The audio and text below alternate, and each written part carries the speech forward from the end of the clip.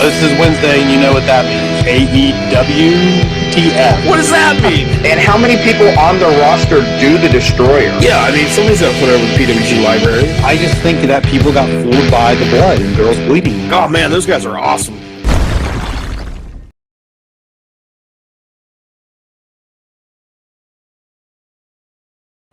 Hello, and welcome to AEWTF, and we're going to be discussing Dynamite 6/11/21. Let's just do numbers instead of saying June. That's easier because that's what I read on my paper. But you know what that means. We're going to talk about another show, and last time we didn't have a lot of good stuff to say. And I don't want to ruin it, but let's see what happens on this one. Stay tuned. So we start off with the Pinnacle show up, right? Was that first? Because I have it wrote down. Yeah. And so I just want to point this out. If you ever want a logo put on your limo, don't get whoever the Pinnacle got because they left a bunch of bubbles, and Cole Cash will do a much better job because it looked like shit. Did you see that?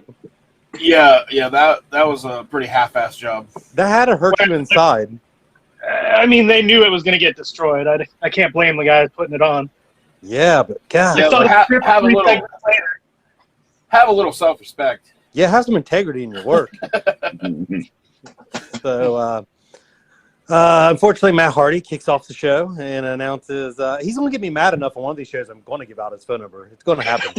But kicks off the show and announces that Angelico is going to wrestle Christian. So, actually, I like Angelico's like submission stuff. It's actually unique and looks cool. I just don't like his him. jumpy gimmick.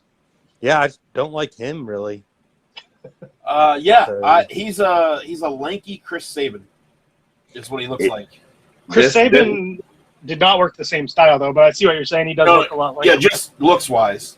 Style wise, he's just kind of awkward. He's like Mike Quackenbush, and Chris Sabin had a baby. There you go. Yeah. This was my favorite Angelico match ever. Same. Yeah. I mean, it was That's ringing praise out of Crash there. sure. It was an Angelico match, and it was, I guess, slightly better than most of them I've seen. Because it wasn't very long, so that helps. All I have on this match has nothing to do with the actual wrestling. It's all production shit. Like, clearly this is a taped show because they went back to the main stage, but they kept workers in front of the hard cam, so there's this weird zoomed in hard cam at the beginning of the match. It's just very awkward. It goes from like the middle rope up instead of getting the whole ring in the shot. Yeah, it was really weird at first. I don't know if they did it throughout the rest of the show. I noticed it more last show, but they do in this match. I am not a fan of the podcast style ad reads during matches. Yeah. The worst part too is a lot of times you can tell it's like whoever's on the headset, if it's Tony Khan or Cody Rhodes or whatever pushing it, because the announcers don't sound like they want to read them at all. Yeah, it's just always out of nowhere. Like it doesn't fit what's happening. Like the RKO. Just like the RKO. Also, real quick, like you going back to you saying about Matt Hardy's phone number and all that. I'm just saying, and I say this as a character, and this is a parody, so we can't get sued. But there is, if you go to the Anchor app on our page, you can send us money, and I'm not saying you can buy Matt Hardy's phone number, but for $20. but $20 is $20. So it is $20. And that, of course, was just an example of what it's like when you read one of those paid ad situations. Right. Not a real brutal thing we were suggesting. Right. It was it was satire. So I don't think you can be sued for satire. I'm just gonna be the wild card here. I'll give you $20 right now to give it away. All right. Ooh. Let me go to my phone numbers. Hang on. Don't call my bluff. I don't got that kind of money.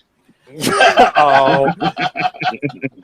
Matt, there he is. Matt Hardy. Matthew Hardy. 910 724. Oh man. And then you can guess the rest of the numbers. We got 60%. We got pretty close there. Yeah. And if you listen, we will give clues to the last 4 digits on each podcast. 5. So subscribe and give us a 5-star review. if you want to get the last 4 numbers. So, 7. Look, all 7s. So yeah, I liked his submission moves because again, this is the only Angelico match I believe I've ever seen. But commentary did a good job of You've at least. reviewed other Helico matches, but go ahead. Nope. I don't know if he's lying or not. CTE is a hell of a thing, which brings You're me not a to wrestler. a diving headbutt the day after the Dynamite Kid's Dark Side of the Ring comes out. What the hell? Yeah, that Does was it help weird. you if you did the move like a week before because it's a taped episode? Does that help? Oh, that's true. No. He did Also, it, Jim he did Ross it was the day super after pissed. they announced, and then JR shit on it. Yeah, JR was super pissed about it. Like, he's like, what kind of dumbass? And Christian had to sit out for 7 years because of concussions. Yeah, it didn't make sense. I don't know what he's thinking.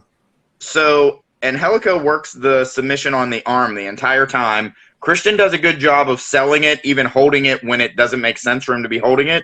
But yet he has no problem hitting the kill switch. Mhm. He taunted and his meter was full, so he didn't feel it. Yeah, I guess that must have been it because there was no like, oh, I can't hook it or. I can tell already you guys have paid far more attention to this episode than I did. He outworks everybody. I started paying less attention as it goes, so that'll help. But I have whole pages on the women's match. So oh my God, we will be censoring all of that. Don't worry, listeners. Please don't turn off the podcast. We will not allow Jason to do that. Free shows version that they got to pay for. Yeah.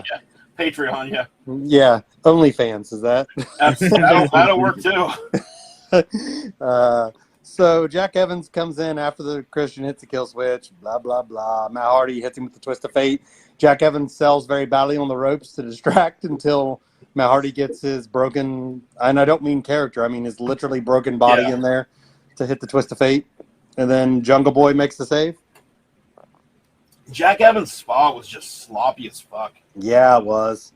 Like, I get that what he was doing is impressive. Like, not everyone can pull that off, but he just looked, I don't know. He just looked like he forgot what he was supposed to do for a second. I don't know what happened, but it was very disconnected, weird.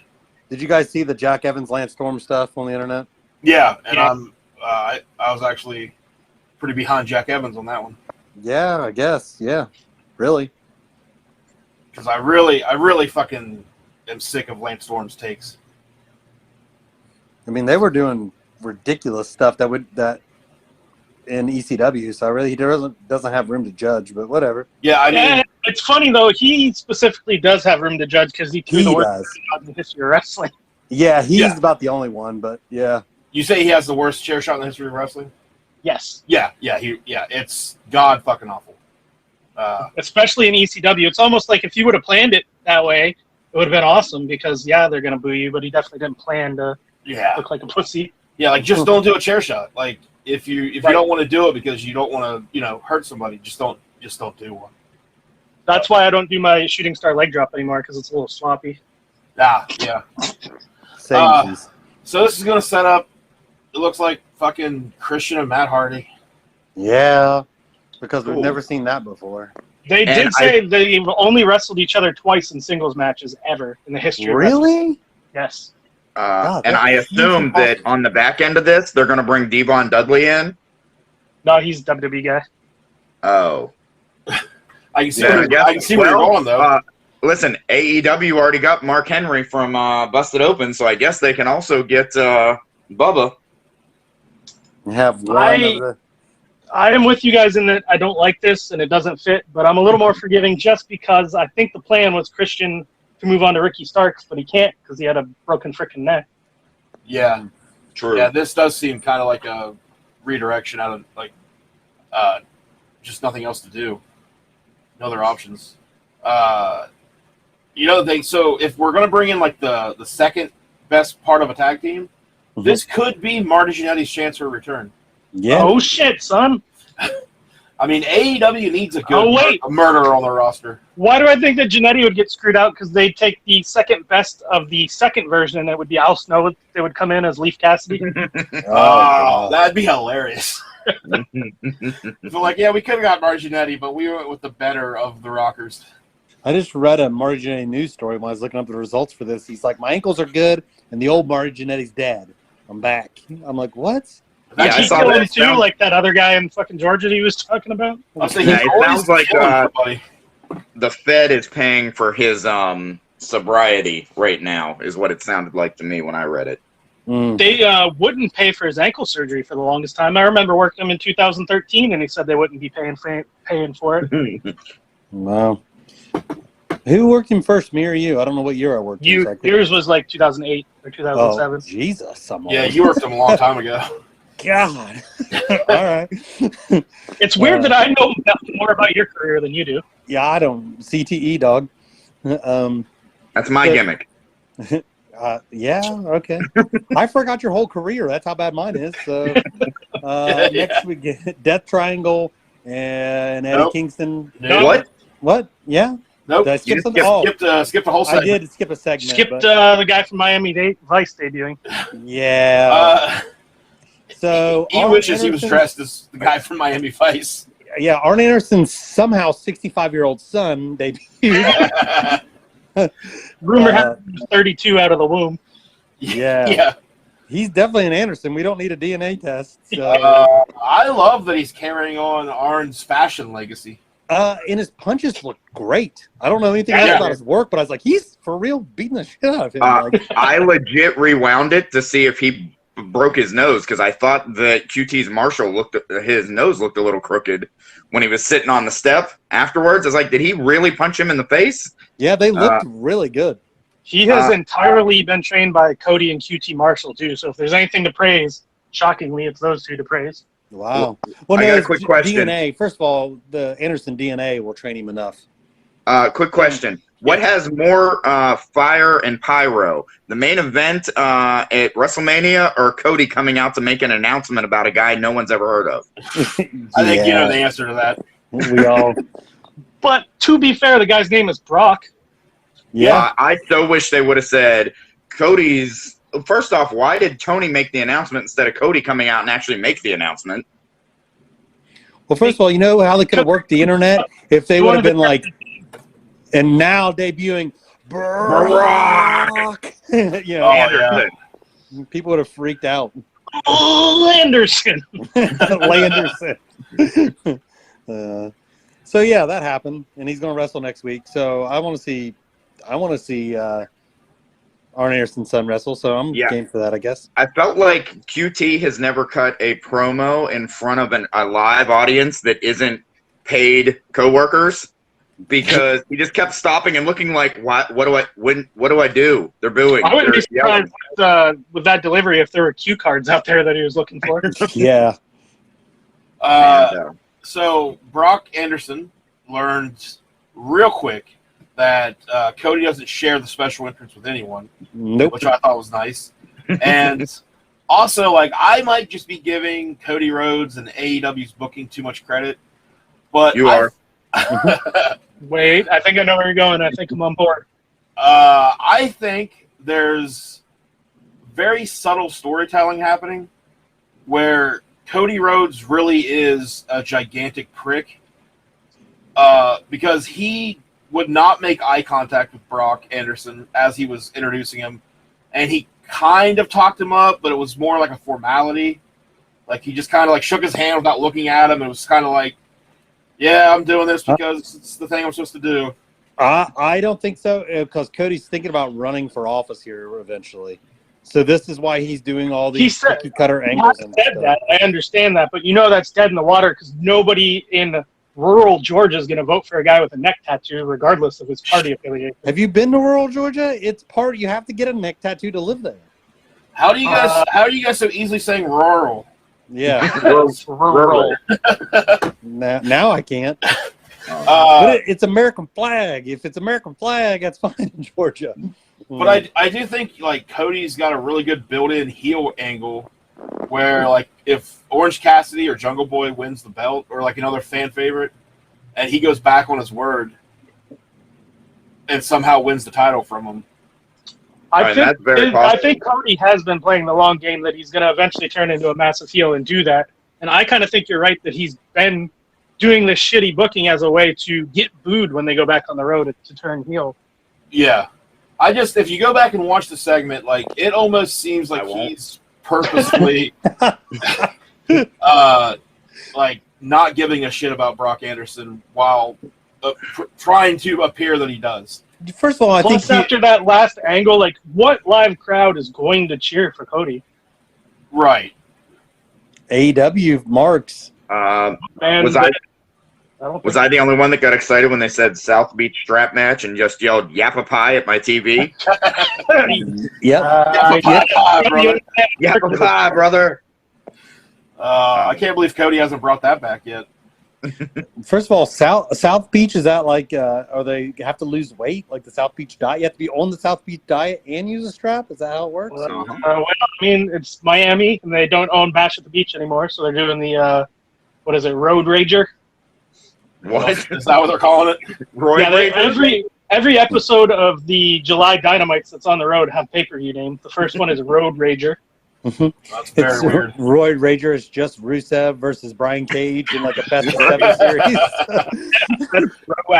Sounds awesome. Yeah, I'm there for it. Now, this is why baseball should let guys do steroids. I'd be interested in watching dudes hit home runs all day. Yeah, and then hit each other with baseball bats. Yeah, that'd be fucking awesome. Well, just get rid of the bats and the balls and just let them beat the shit out of each other. Yeah, that'd be cool as shit. That's called wrestling. That's what we're reviewing. Oh. Except for no, they use baseball bats, actually. I know that. It went full circle. I was leading us there. Yeah, and we use baseball bats, I think, in wrestling. So, this is true. So speaking of, I want to talk about this just a tiny bit. Did you see Sami Callihan has magical teleporting powers? He wrestled at the TNA pay-per-view in the opening match and then teleported to Daly's place in Florida for the main event. So he was in the opening match of the pay-per-view, and they taped the main, but they sold it like it was now, and he interrupted the review I read of that show, because I'm not going to pay money to watch TNA. Yeah, I just listened to a podcast about it. The reviewer is very specific that he had just enough time to hop on a plane and catch a red-eye to Jacksonville if he wanted to. Like, give me a fucking break. Yeah. Well, all I know is Don Callis fired him from Impact after that happened. That was what they said on the podcast today. I wish somebody would fire him into the sun. Like the bad guy in Superman 4? Is that what? So why is he? Why was he the opener and the main? I don't know anything about TNA. I don't follow it at all. He gets to wrestle the winner of the title match at the next pay-per-view, and he was barred from the building, and that's why they did it at the AEW building to make sure Sami Callihan couldn't be there. Oh, but then he was there. Yeah. Okay. I did watch somebody put my match against him online from back when he was first starting. When he was still doing the cannonball something. When he was doing his yeah, it's the match is not great. There's a couple stiff spots in it, but man, overall it is not. Neither of us knew what the fuck we were doing. Well, he was since he came up, here's a funny story that not too many people can probably relate to. So I'm booked in a title match against Sammy for this one company, NEPW. I'm the Cruiserweight champ, and he wants a 20-minute draw. And so the finish, the last 10 seconds, he's going to get me in his, it's like a crippler crossface version. And I'm just going to last 10 seconds in the hold, the bell will ring, then I'll tap out. So there was a timing cue that he messed up. And he gets me in the crippler crossface, and the ring announcer says, 3 minutes remaining. Oh, shit. So I'm like, fuck this. And I get out of the hold, I put him down, I double stomped him, and I pinned him. Like, the booker's like, what the fuck are you doing? I'm like, there's miscommunication. You didn't want me to sit in that hold for 3 minutes. We can still do another match. Like, what the fuck? Was this like when he was still coming up, or would he kind of have a name? No, it was real early. He had just barely gotten skinny. It was a cruiserweight title match, but it was like when he was right. I don't really have a negative opinion of him. The one thing he really wanted to do in that match, and I just would not let him, and he kept asking and asking, and I said, no, dude, I'm not doing that spot. He wanted me to lay on my back on the apron, him stand over me, and pretend to spit in my mouth. Oh. He's like, don't worry, I'm like, don't worry, we're not doing the fucking spot, man. Yeah, fuck that. That's just weird. I know, and he was so insistent about it. It's like, did I hook up with somebody that he was trying to get with, and he was trying to get some payback? Well, prostitutes charge you $40 for that. He's So, like, dude, later on tonight, I've got to figure out a way to come. If we don't do this, how am I supposed to do that? All right, my turn. This one time I had dinner at an IHOP with Sammy Callahan. Hey, I was there. Oh no, what did he spit in of yours? Nothing, I don't believe, but we were all wearing shorts because the air in the building that we were doing the commentary for went out. So we had to go and buy shorts before the show started so that we didn't die of heat stroke. Cash was bought like a Hawaiian shirt, Cash? It had like unbuttoned all the way. He's like, dude, it was rough. I had basketball shorts on and a unbuttoned shirt, just bare chested. Didn't give a shit. It was so fucking hot. Yeah, we were all dying of heat stroke. It was a Conquest show, and it was in like a metal building in the summer with no ventilation. It was bad. Dude, I've never been that hot in my life. It was so fucking terrible. And then Jason had to do commentary with Hornswoggle, so that was weird. What the fuck? Yeah, the most random sentence that's ever been uttered. And then I said, as he jumped on and whatever match was going on, the guy kicked out just at 2.5, and I said, well, he came up a little short, and Hornswoggle did not like that. No. No, it set things off it kicked things off on a bad note. There was obscenities left and right on that commentary from then on. Well, Hornswoggle was playing it on purpose as a rib to him or something? No. No. Which makes it even worse. We didn't know he was even coming out. It was me and Jason on commentary, and Hornswoggle was like he was a baby face, and he was like the commissioner for the night. And like second or third match in, he comes out at the beginning of the show, does his babyface promo and sets up something. And then like second or third match, he comes out and just gets on commentary with us for no reason and just goes full heel on commentary. It was the most random, weird thing. I jump on commentary for a bit too. Yeah, we had you come over and get on commentary. It was a good time. How many of us have been asked back to do commentary again? I was. Cash. Yeah, he's the only one. Just commentary. I pay myself to do it. That's the only reason I got asked back. So these people, do they just pay like ridiculous amounts of money for names and then just not have enough for good buildings, or did they not know it was going to be hot in there? Or? They were supposed to have the main part of the building, and I guess they ended up couldn't because they were renovating, so they put them in like a place that usually is our locker room as the building. So and the AC had broke like that week. Yeah, so it was on a scale, how bad was it compared to peak XMCW in the summer in that Nitro building? Worse. Oh, yeah. Dude, this was legit. This was legit. I'm not even joking. Probably 110 degrees. Not even kidding. Oh my god. Yeah, I got to the building. Unbearable. When I got to the building, they were like, "Yeah, we need to leave now to go buy shorts somewhere, or we can't." Yeah, we left because I had jeans on, and I was like, "I cannot stay here in pants." Like, why didn't you just put your trunks on? I wasn't working at the time. I didn't have my gear. Again, why didn't you just put your trunks on? Yeah. I don't even know. Did you just go down with just to ride with us, or? No, I was selling nutrition stuff. That's right. Doing supplement company stuff. Yeah, and you don't do that in your trunks. What is wrong with you? Yeah, that's true. You would sell more. Yeah, or less. Or less. Let's find out. I stir this with my penis. Here, you can see. So, speaking of penises, Death Triangle and Eddie Kingston versus the Young Bucks and Brandon Cutler.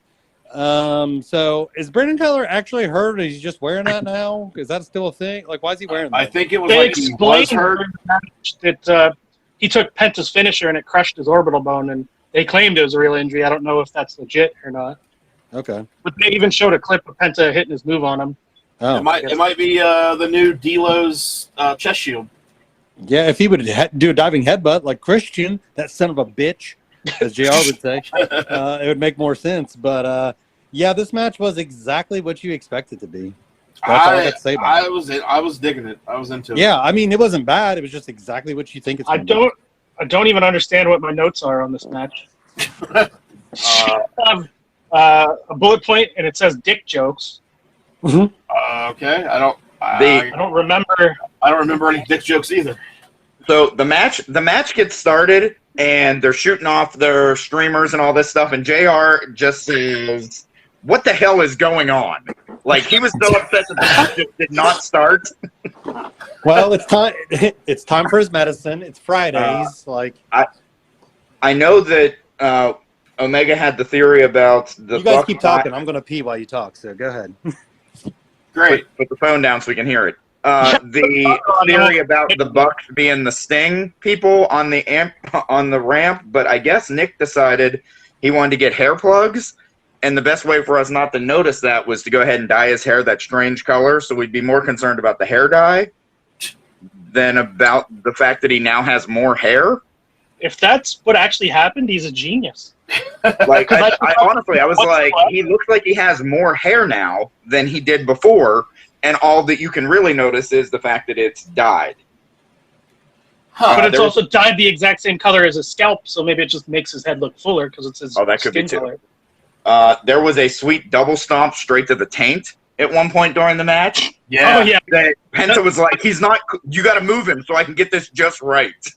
I came back in time just to hear straight to the taint. That's all I heard. Taint. It was to the perineum. Yeah, Excalibur dropped the perineum.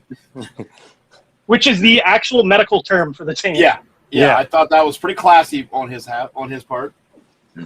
I did, as far as working goes, I appreciated that the whole time Kingston was in the match, he just kept staring at the Young Bucks while he was in there just beating the hell out of Cutler. Like, you're not going to come in, I'm going to see you, I'm not turning my back on you, and just kept staring them down the whole time he was beating the hell out of him.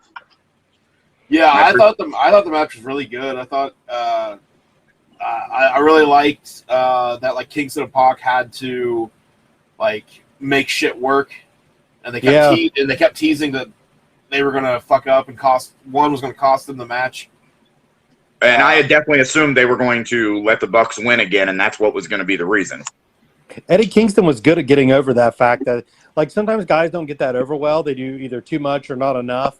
But, like, he did exactly what he needed to do to show that him and Pac were kind of figuring it out as they went. So he knows how to make things look real. Like, yeah, that's how you would really act. You wouldn't be a cartoon wrestler character. On the finish, did anyone else notice that there was definitely an edit? No. So there's no confusion, and Eddie Kingston's in the ring, and all of a sudden it's a different camera angle, and the pin is happening at a different spot in the ring than it was before, and Kingston's on the apron. Oh, weird. No. So there was some sort of something that got cut out of there. I don't know if it was a botch or if it was edited for time or what, but the last pinfall was definitely an edit. Weird. Huh. I'm going to have to go back and look for that. The Destroyer spot was fucking awesome. Yeah. I don't think I've ever seen it done that way. Which one, the slingshot one or the step off the back one? The slingshot one. I don't think I've ever seen it. I might have, but it seemed new to me.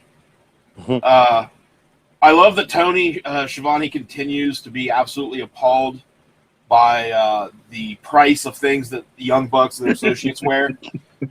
It's just so funny to me that he seems genuinely upset that they're spending that kind of money on things.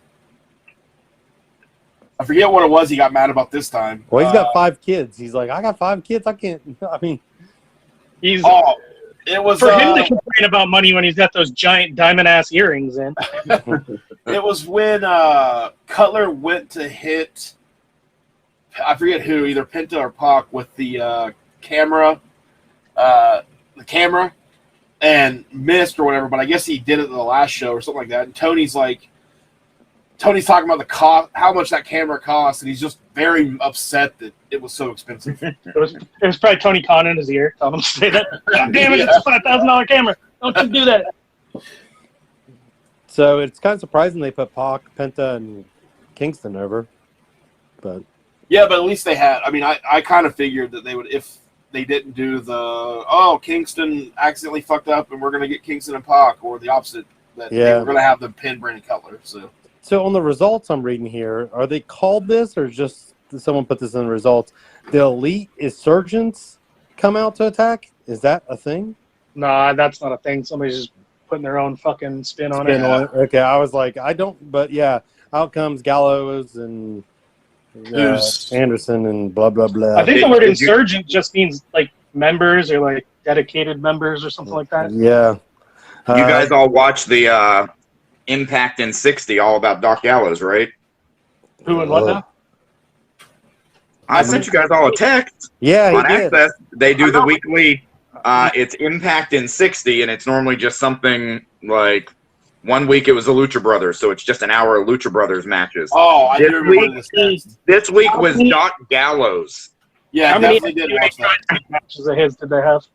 Well, I assume it was just a bunch of aces and eights stuff, and no. then one Good Brothers match. I'm not. No Dorian Deville, no bye. Oh, I mean, I'm glad that he's not been working. I don't mind him being out there looking like shit. What's his name? say it. I can't think of his- Superstar. Yeah. I don't mind him being out there looking like superstar Billy Graham. As long as he doesn't wrestle, I'm fine with him just being like the big muscle guy. He doesn't have any muscles. Yeah, but He said like. I meant more. He's fine with him being like a big muscle guy. No, Yeah. like the muscle, like you said. Yeah. Yeah, that guy. You don't have to have muscle to be the muscle. Yeah. And then so Frankie Kazarian also comes out because he's the elite hunter for some reason. I mean, I know why, but it's just weird. They call him the It would elite be hunter. more effective if they actually like put him in a match against the lowest rung guy and he got a win to move the story along. Yeah. I Also, would- why does he let them wrestle the matches? Like, if you really hate these guys Right. and want to take them out, I would just. Until there's interference, he stops or he tries to stop them from interfering. Oh, that's true. Yeah, because he kind of did that last time too. Yeah. Then we get the Pinnacle, Nope. and Nope. they, Nope. What? Nope. yeah, Nope. Nope. Kenny Omega. Nope. Yep. I'm Yep. okay. I don't have that wrote down at all. It's Kenny Omega and Don Callis showing the video evidence blowing of the Oh, conspiracy. yeah, Blowing the lid off this conspiracy. The best part of it was the fake dialogue. Makes it subcaptioned as "I don't like you. I want you to lose the title." Yeah, that was the best part of the whole thing. It was just dumb enough that I enjoyed it. Do you have any recollection of this, Vince? Yeah, I kind of do now. Yeah. Then we get the Pinnacle. Yeah. Yeah. So Dax comes down. But same. I mean, I'm just really kind of done with both these group promos. I just don't want any more. Me at too. all. I did like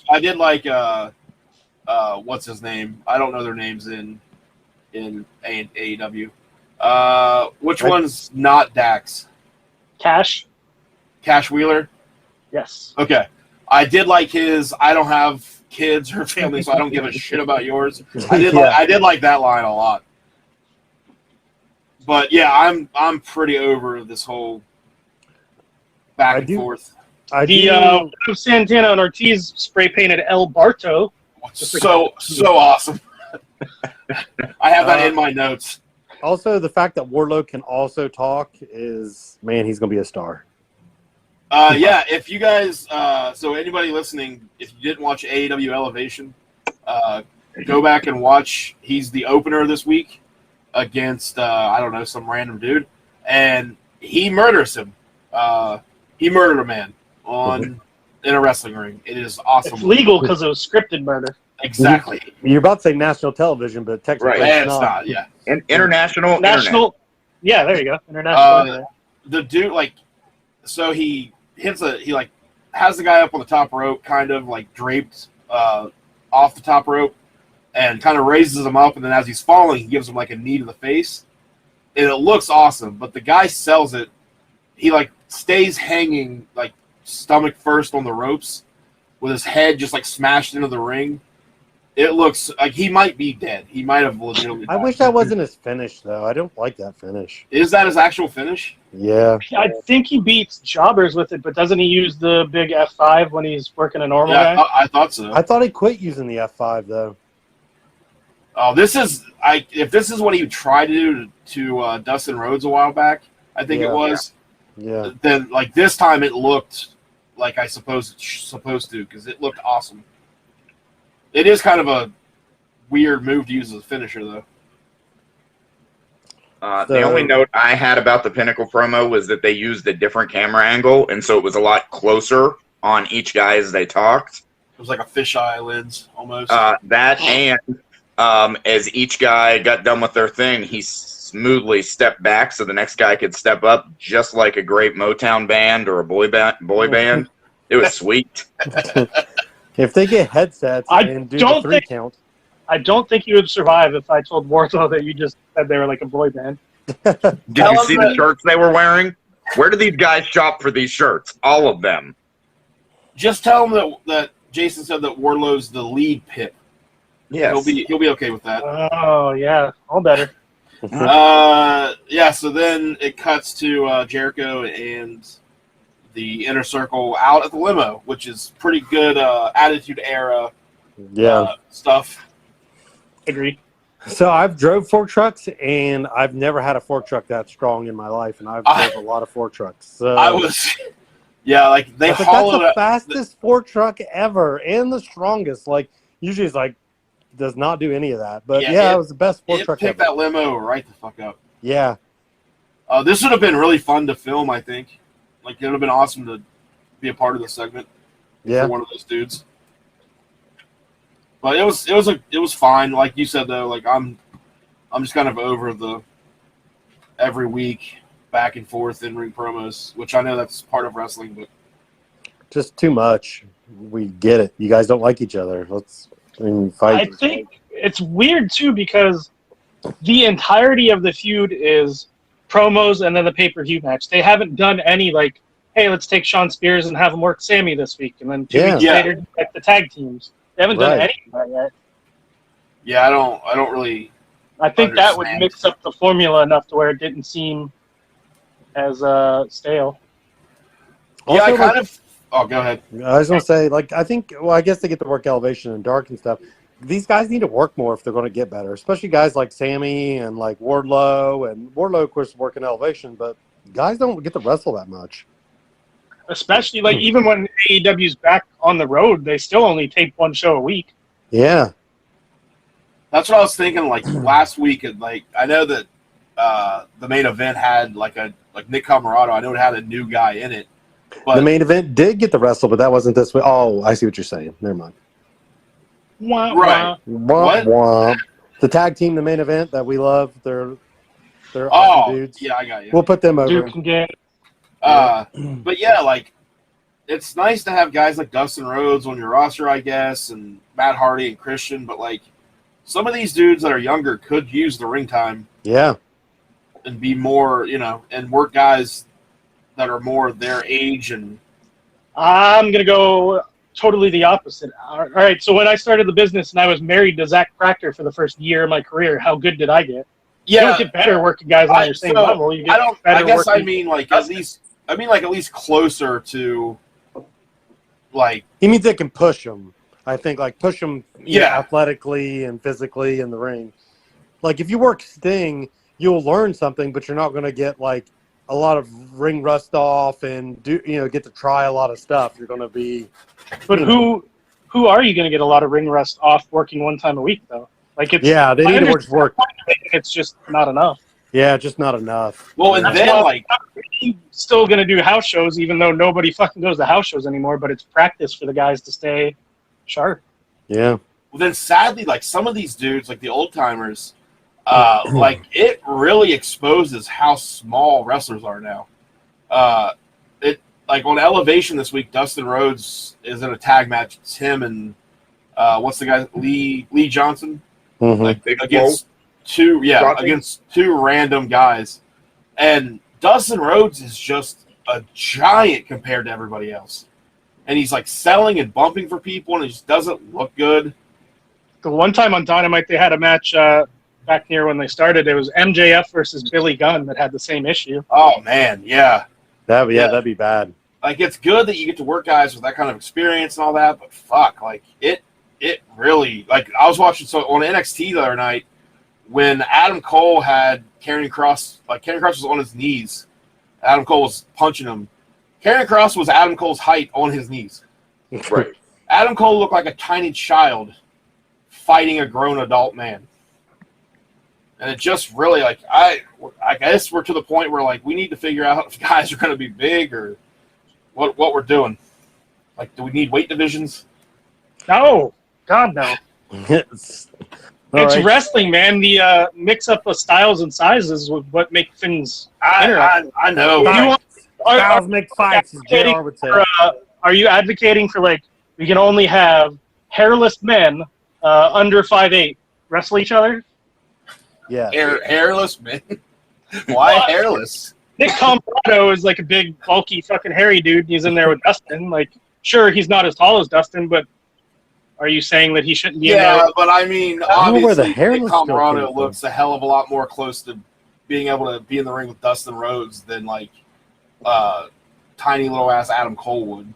If we add more weight classes, we can add more belts. Oh God.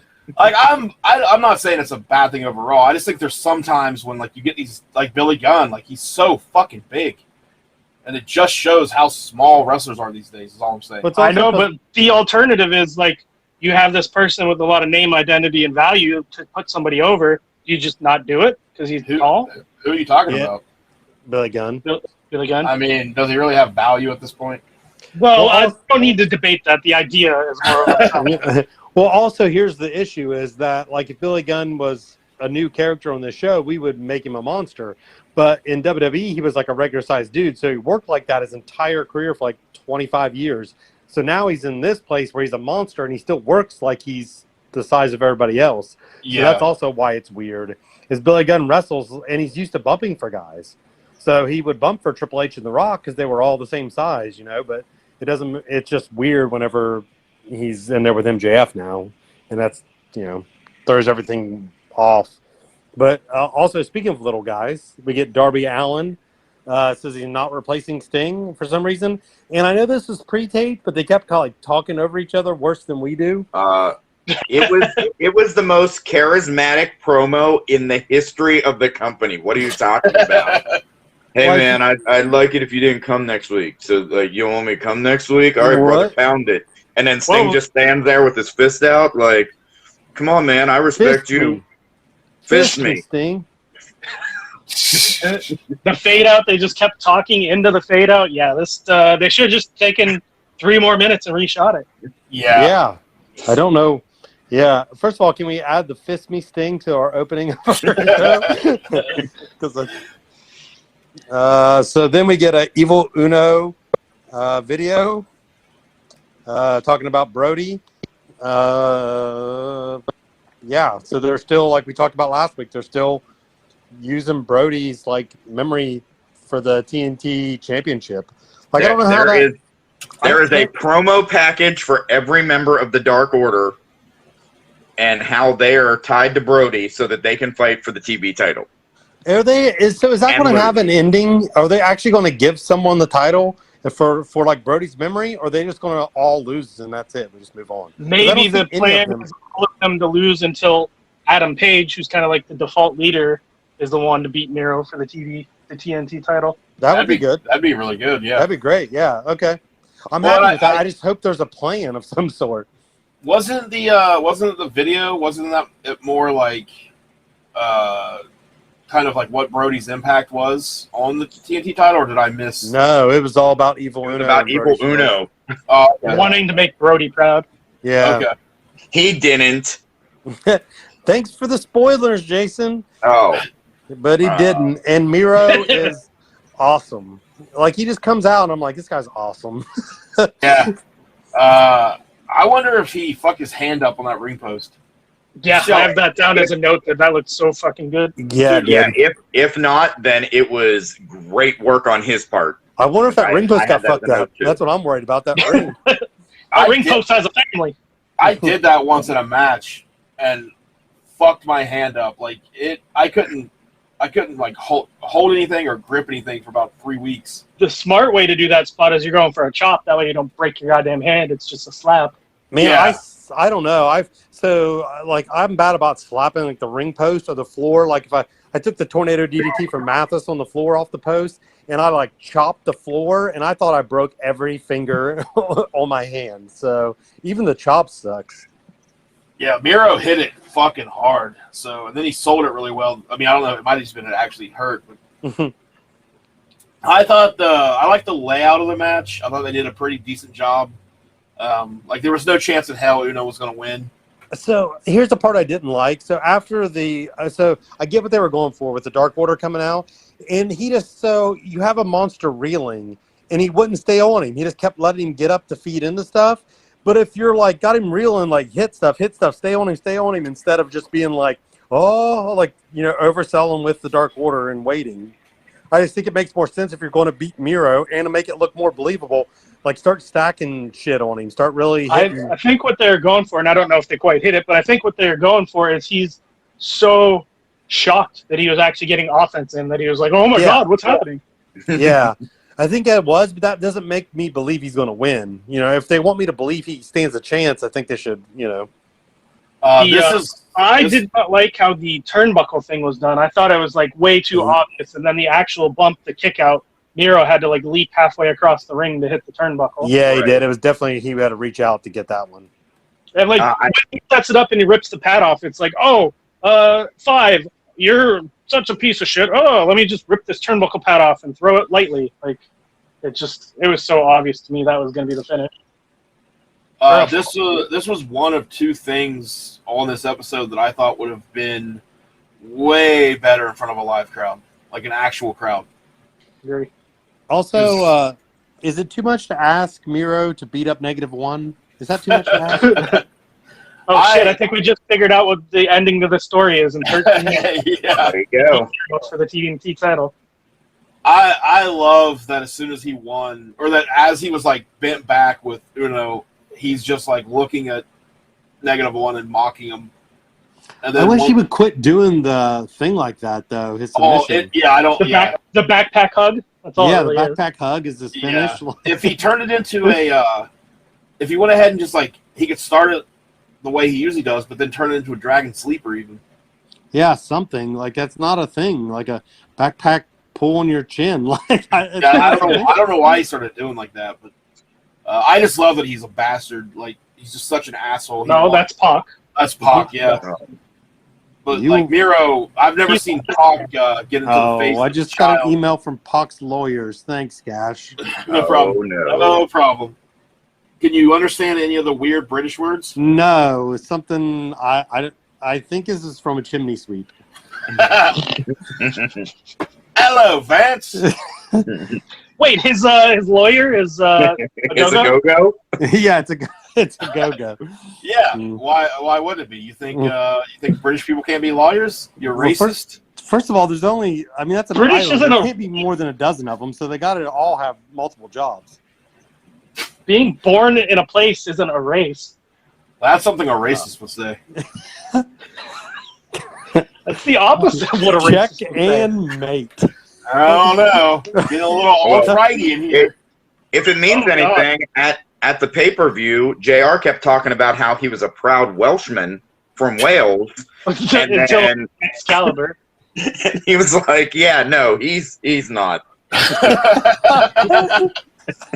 JR's just making shit up. On the pay-per-view, he's like, well, you could have told me that off air, Excalibur.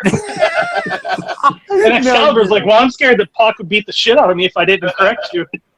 Oh, my God. Oh, JR. So, speaking of good old JR, next week he's going to sit down with Andrade. And, what do you think he's going to call him? Andre the Igaloo again? Yeah. Listen here, Eddie Guerrero. God damn, JR. There was a fair.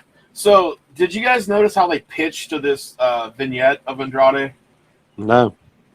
Excalibur says, let's take a look back and see what this man brings to the table. Yeah, it's just him jewelry. He brings jewelry. It's just him putting his suit and tie on.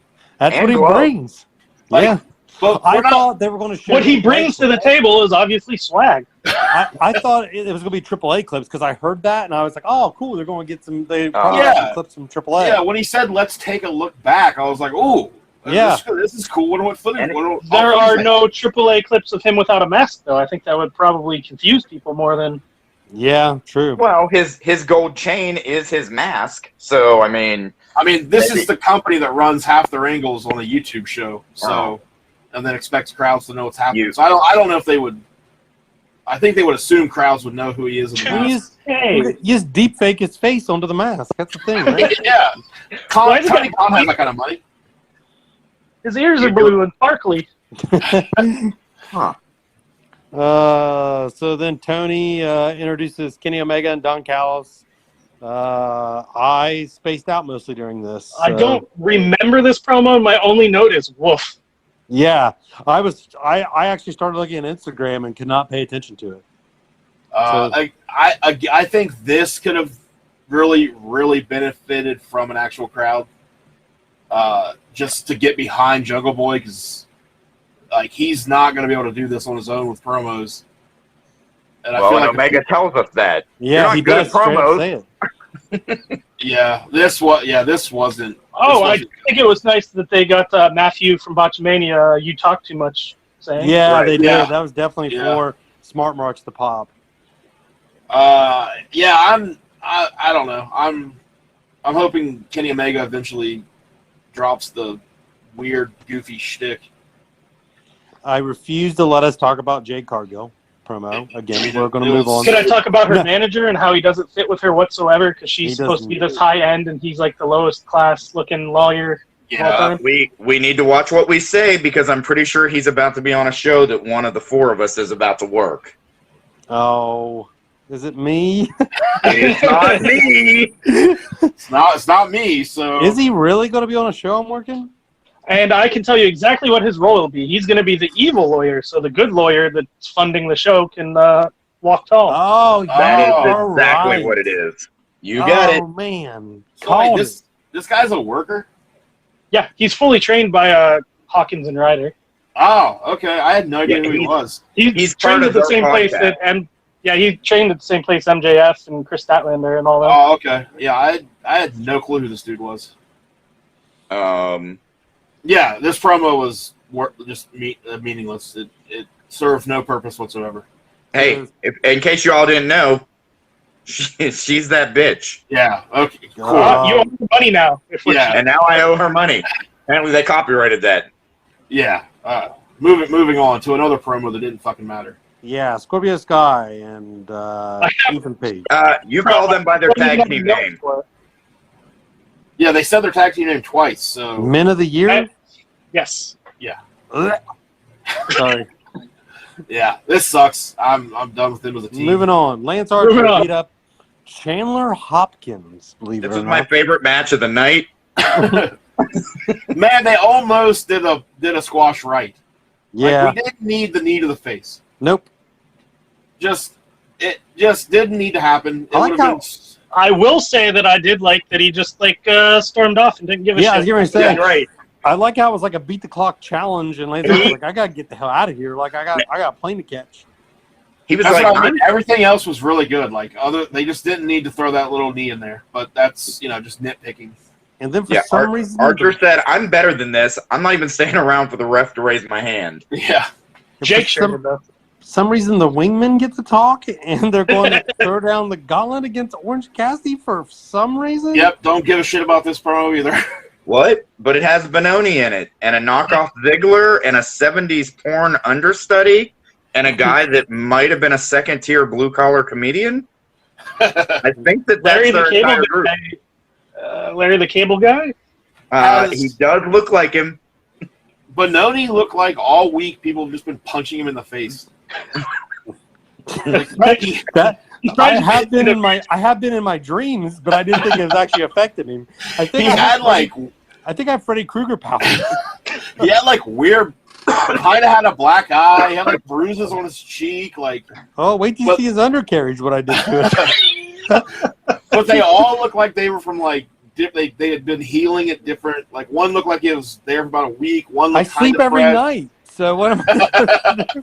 This group Dreams too. of It Fantana. looks like they are four separate heels that have nothing cohesive going on. They're just thrown together and have nothing in common. Yeah. Yeah, like they need to keep these kind of guys to dark or elevation and have storylines over there. Like this shit Well, I just get doesn't that need to be they Dynamite. need people to be jobbers so the regular guys on the roster don't drop a bunch of falls that don't matter. They don't need to do promos. They can just fucking walk out and get beat. Yeah, No, we're I don't- already in the ring. When you have a show on TNT, you can tell me how you want to use those 30 seconds. I can. I agree Just, with you, actually. I add agree up. with you. I add up the 7 30-second promos and give somebody an extra few minutes. I'm not doing the math to see how long that would be. I refuse to talk about this next match. Oh, I got all kinds of notes. Oof. It was fucking sloppy. I have, we were talking about it the other week. Everyone here has the one person that they just hate and can't stand and makes them angry at life, and Nyla Rose is that person for me. Dude, she The sucks. The worst performer in any promotion that has any exposure. Wow. Honest question. Do we think that since she hasn't been doing anything for months, do we think that right now, since AEW is all about the Pride shirts and donating to charities, Oh, that's do we why she's think getting the that's push. why she's getting pushed suddenly? And do you think come July 4th, we don't see from her again? Well, also, apparently you didn't listen to the last episode because I already said all that, Jason. You son of a... Nope, listen. I was dead in a P.F. Chang's in Kentucky. in Kentucky, and y'all didn't even come to get me. Let me start ranting a little bit here. So Nyla Rose and Vicky come out with a fucking stool for no goddamn reason. They leave it on the entrance ramp and get in the ring and do their taunts. So when Layla Hirsch comes out, she sees the stool and it says Shorty. Who the fuck does that help, and what the fuck is the purpose of that? Why is pointing out that this woman is short going to help Nyla in any way? Especially when she's supposed to be the baby face in the Britt Baker feud. Yeah, that's true. Right. Ugh. And then they're like, oh, yeah, they've been going back and forth to this Shorty thing on Twitter. So I was like, oh, good, this is a Twitter feud. Oh, great. WWE Shorty, would have at least showed us screen caps of the Twitter stuff. in Shorty G, they already did this. Uh-oh. Yeah, right? Okay, so Layla does this double spring moonsault that's really fucking sweet, but of course, the worst wrestler in the history of wrestling is totally out of position. So instead of being able to drape her foot on the rope like the plan is, Clank like the it's Clown was laid out. there? What? Oh, Clank is at least 30 times better than Nyla. Oh, my Whoa. God. Whoa. So Hot take. my Hot point here take. is that Layla gets this sweet falsie that gets ruined because Nyla has to start moving at one to like grab the rope because she's way the fuck out of the way. Yeah. There's a point where she does just a simple knee drop while Layla's laying on the mat, and she decides to use the outside knee, which is supposed to hit the mat. Ugh. So she put all her force on Layla's face with her knee. When your gimmick is that you're a monster, you're the native beast, you're supposed to be this beastly woman, and you can't even suplex lift the smallest woman on the roster to put her on the rope for your stupid knee. Yeah, she's one of the, like, she has to be the weakest member of the roster. Also, when she went to do the grab the ropes to break the pin, she used the far arm to do it, which means your shoulder's already up because you rolled over to grab the rope. Like, So the finish is Layla's going for top rope Rana, and she catches her for her powerbomb because she's not strong enough to actually lift somebody up on the top rope for a powerbomb. But of course, when she jumps off the top rope, she lands feet first, and it looks like she about blew her own goddamn knee out. Yeah. right? I thought she did. Every single thing she did in this match is like day one of training school. Like when you go to Irish whip somebody and you just stop the second the person crosses in front of you. Like you don't do any follow through with either arm. You don't even use the one that's actually connected to their arm to pull. She didn't do any of that shit, man. The worst fucking performer. And they made sure to point out that that was 2 of the top 5 women in the division. Which I think Layla Hirsch is probably a good worker. I do too. But, yeah, she's very solid. But man, like she looked like dog shit because of how bad. Like she did some very impressive things, but overall, because of how bad Nyla was, Layla ends up looking like shit. It is unspeakable to me that I'll go online and see people like reviewing the show, and there are people that think Nyla is good, and like behind her getting a push. I constantly see like after she's been on like especially like a pay-per-view match, there are always people saying like probably close to match of the night and Jesus, one of the best women's matches of all. Like it's got to just be people overcompensating, right? Like it could be, and it's not like stupid sites like the DVD review message board is one of the smart mark places, and like they fucking love her there, and I don't get it. It has to be like, look how woke we are, because she just sucks. Like it's you can't like. I don't have any negative opinion of the person or any of her life choices or anything like that. I'm strictly speaking of her performance and how much it smells like dog shit to me. Yeah, I Yeah, mean, as a wrestling performer, she is not good at all. yeah, like Cody Rhodes as a person, I hate him, but that's personal. but his wrestling's fine. This is the opposite. Like her wrestling's awful. It's embarrassing. There's no I know Nyla Rose gets a lot of shit for being green and unsafe, and she is, but not she still Jax. seems like Nia Lou Jax. goddamn says compared to fucking Nyla. Yeah, Nia Yeah. Jax. Yeah, like I thought Tamina was the worst you could get when it comes to in ring, but But Nyla takes the cake. before Draven has a stroke, let's move on. So, Tony Schiavone is interviewing Britt Baker and Rebel, not Reba, and I think Britt Baker's the heel. I don't know. Not if you look at the guy interviewing her, because he is still in full fanboy mode. He's like, I can't wait to do my finger for DMD, and I didn't move my hand far enough, so I got to kind of... It's all about the rhyme. She is the tweener that is the teeth cleaner. Wow. And I will leave the podcast for 5 minutes as my punishment. Yeah, if you could just better- see your way You out. better copyright that now. You know they're going to put that on a shirt next week. I thought that was legitimately what she was calling. No. That's how good it was. Cash will buy that shirt. You worked in Draven? Yeah, I'm not buying that shirt. I was working and thinking that's something AEW would do, but no, I'm not buying that. I didn't say it was good. I thought it was real. So then we get Powerhouse Hobbs and Brian Cage versus 10 and Hangman Page. Two of these guys are good. Setting another Dynamite. Yeah, these main events are like, come on, guys. Two of these guys are good workers, and they're Hangman Page and Brian Cage, and they all rhyme with age. So I have a side note.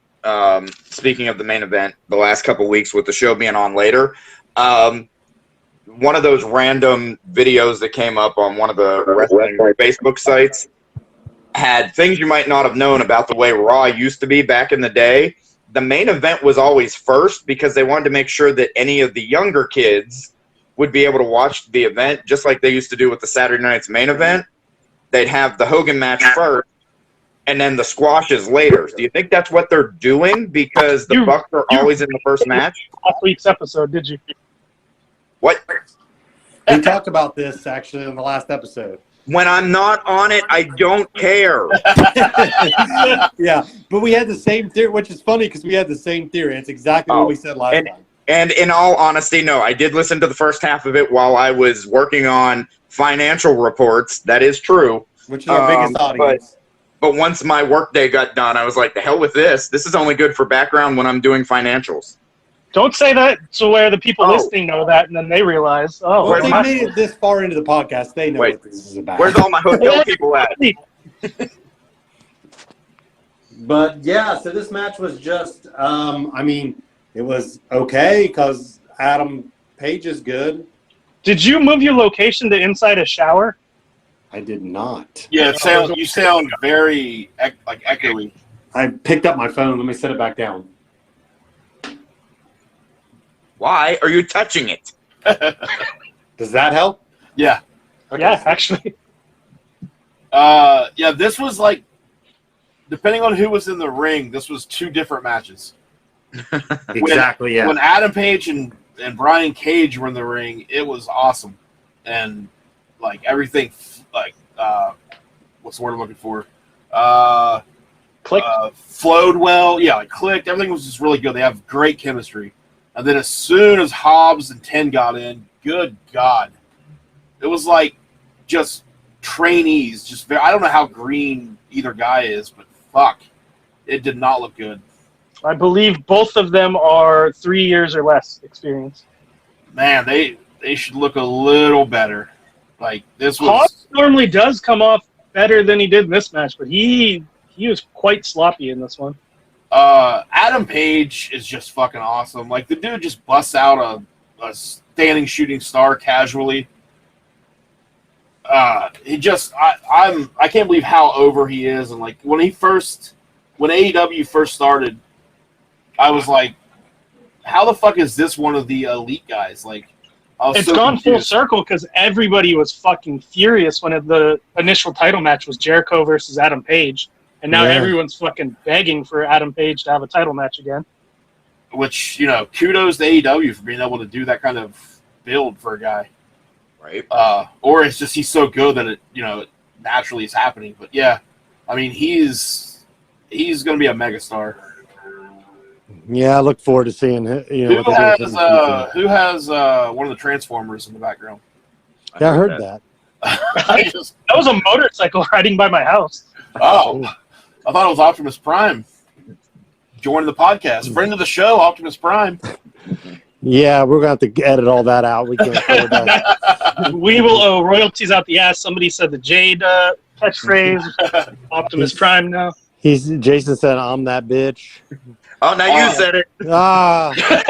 We are financial. This is going to financially that 15 cents we earned has turned into $3,500 that we owe. I will never financially recover from this. Yeah, that's it. I'm glad that it looks like they're going to get Brian Cage out of Team Taz and kind of let him go eventually after he feuds with them, go on his own. Yeah, I agree. That dude's, he's also just special. Like, he's the same age as me. I feel like I'm way older than him. He's aged very well. What the hell? I'm right here. Yeah, you guys want to join in on this? Like, he's aged really, really well. Well, me and Draven just did a Just for Men commercial before you guys were on. So. Oh, that's weird. I don't know what you mean. I panic. Are they a new sponsor? Yeah, Just for Men pube dye. Whenever your pubes say, "I'm a grandpa, but you don't want to look like one," just what is this? The 1900s? Nobody has pubes anymore. Yeah, it's true. I don't think that's true at all. All right, everybody. Now Google it. We'll do our segment pube talk. What am I Googling? Do pubes exist? Pubes exist. Yep, pubes do exist. Draven, what's our promo count, match count? So 18 total segments. 12 of them were promos. 6 of them were matches. 50% of those matches ended with a post-match attack. Wow. Good work, AEW. This was another, we need to hurry up and get back to Wednesday nights. Agreed, dude, agreed. I know they know that they're not going to get the fucking ratings, so it feels like they're mailing it in. But I don't know if that's a smart thing to do when you're supposed to be building momentum to be going back on the road, Yeah, this it's just bad. Like, it's hard to get through these shows right now. Took me 3 separate times of watching it, and I even started doing other stuff at the same time. This is one of the first times where I didn't even watch it live. I just let it go on the DVR and fast forwarded to a bunch of shit because I just knew it wasn't going to be anything worth watching. I forced myself to watch it. I kept thinking, I'll just read the results and watch a few YouTube highlights and make some opinions. And I was like, no, watch the goddamn show. I had to it was so hard to make myself do it, though. This was a bad episode again. I'll go ratings first, I guess. I did ratings last time. And my rating is a 23. Okay. I'll go ahead and pop out next. Nyla Rose is automatically negative 300 points every time she's on the goddamn screen for me from now on. Oh, shit. So this is my lowest rated episode of Dynamite ever, and I'm actually lower than Tim. I am 21. Wow. What was your rating last week? It was the lowest one. 27, I think. I think 23, 24, 25, something like that. Well, I'll go next. Mine is a 25. Oh, tie. Yeah. Oh, okay. Yeah. Pretty much I like the 6-man. Yeah. And I enjoyed Miro being Miro at points, but not in the match itself. I didn't think was very good. So mostly just the 6-man was really the only highlight for me. Yeah, I also had a 25, but I need to adjust that down. I'm going to go with a 20 because I had to go one below me.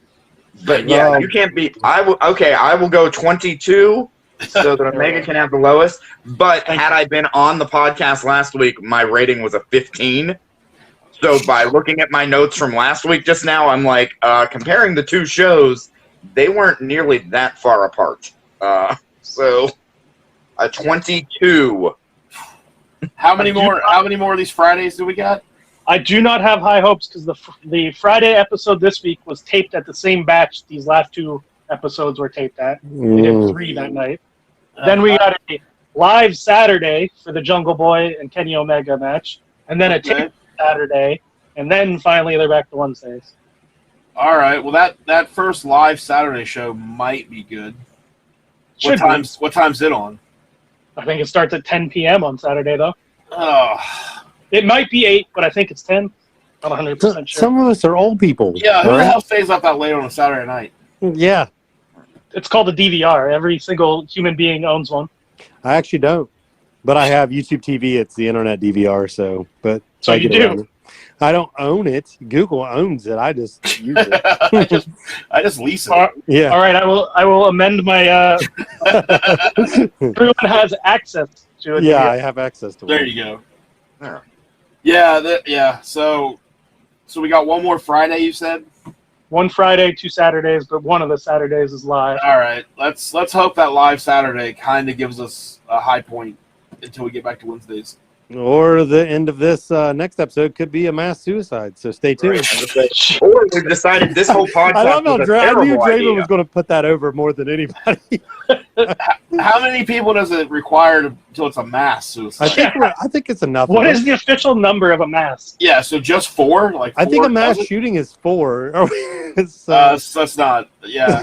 Let's not do the math. Draven with the mass suicide, then mass shooting. Cash like let's just not. Yeah, I just don't think we need to do the math on this. We need something light and airy for us to end on, not suicides and. And remember, as always, Applebee's, it's shooting good in the neighborhood. Are we back to that? Jason doesn't know about that. He didn't listen to the whole episode. That's when I turned it off. I've heard about your sponsorship with Applebee's in their bathroom. Yeah. You didn't care about me being in the bathroom at P.F. Chang's. They're not. They didn't pay us to care. I didn't care. That is true. That's why our sponsorship and our viewership in Kentucky is so low. I take that as a compliment. Oh. F you, Kentuckians. Yeah, if you're from Kentucky, fuck you. Wow, Do not listen if you originate there. Opinions of 2 parts of this podcast do not. I do not share those opinions. Oh, you want all the people from Kentucky to listen? Not all of the people. They don't have internet in Kentucky, do they? Is that a thing? A few do. I don't think they have the English language there yet. They're working on it. I lived there for a year, so I got the most experience. And it did irreparable harm to your life. Yeah, it made me hate wrestling, that's for sure. So, All right, boys. And you had to do with JD while you were there, even worse. That's true. Shout out to JD Santos being a big celebrity now. Yeah. We tried to get him on a podcast, but he's got The Rock to hang out with. So. How is he the smartest of all of us? I don't know. He didn't know about 9/11. I know. That's what I mean. How did he make the best decision? He's not the smartest. He fell ass backwards into the best landing spot. That doesn't make he's the best schmoozer I've ever met. Like, if you put JD in a room with people and he needs to be their friend and give him 15 minutes, they will be best friends by the time he leaves that room. Yeah, he's Vince Vaughn. That's true. See, he's just capitalizing on looking like somebody that everybody likes. Well, I don't know. He looks a little terroristy a lot of times. No, he has a very punchable face, so he works well in Hollywood as a stunt guy. Like, he's typecast as a terrorist, so... Right. He didn't know about 9/11. Was that by choice? It was a cover. He's like, that's not what we refer to. Oh, no, I can't let them on. I was in on the planning. I got to say, I don't know anything about this. He was a white supremacist in a movie. He's Portuguese. That doesn't make any sense. Yeah, but he's... I'm not going to say it. We need to stop. Oh, you text me, I'll say it. You know what? The more money we make. Text him, and that's how we can start next week's podcast. Oh, and also, like, when I was at the ASW show, we were talking about something, and someone said something about Billy Gunn and me working him or whatever. And then somebody went, yeah, on the podcast, it's hilarious when you were talking about him doing all that coke. I was like, oh, people do this.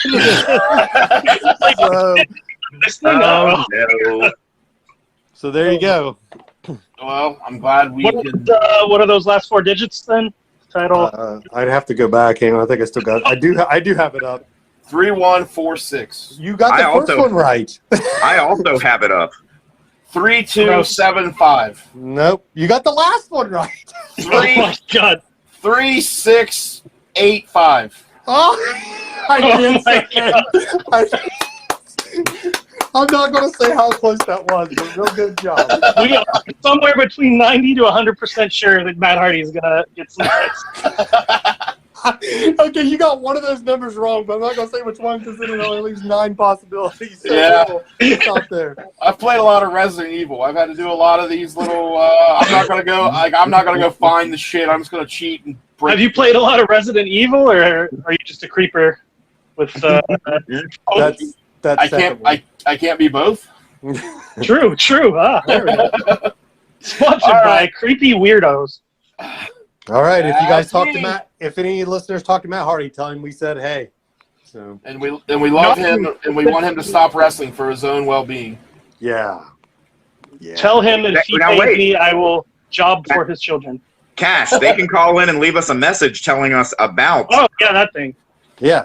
Oh yeah. So Oh yeah. yeah. Anyone pay attention and has Matt Hardy's number, make sure you record the conversation and send it to us.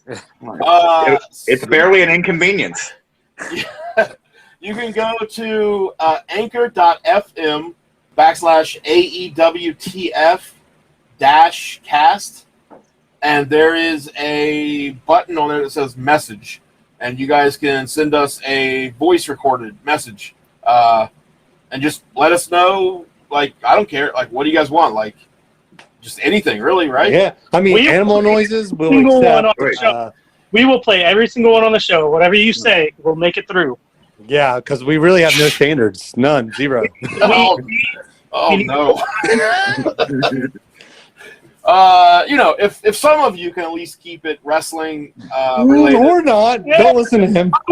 Why not limit our audience to only wrestling? man? We're very cultured. We know about all kinds of stuff. Unless you're from Kentucky, don't you goddamn dare leave a message. And with that, all right. And everyone, goodbye, except for Kentucky. Hey, if you're listening on Apple Podcasts, rate, give us a 5-star rating and leave us a review. Why Not you ruin? Quit being like actually trying to run this as like a legitimate podcast. What are you doing? I'm trying to help. All right. Bye. Bye. Help. Later.